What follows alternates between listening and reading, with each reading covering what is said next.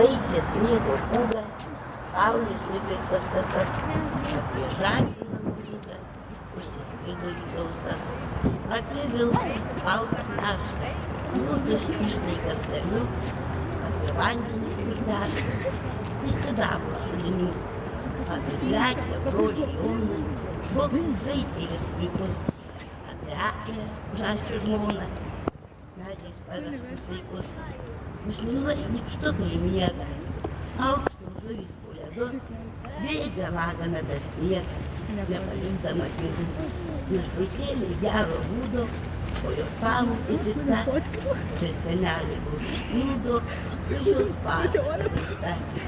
Senė raudonosi, man padovanosi.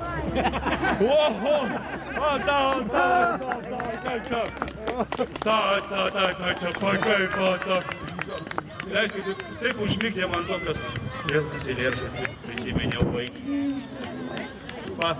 Na, už tokį eilėraštį. Sauja. Dvi saujas. Va, čia jums. O palauk, o čia tai anūkiai, kuri turėjo šitą eilėraštį pasakyti, bet susigėdino. Va. Va. Nu, tik tai didelis, tai labai garsus plojimai tokiai nuostabiai. O jūs nenorėtumėte su Snieguole pabūt pas mane? Taip, gražiai mokate eilėraštį sakyti.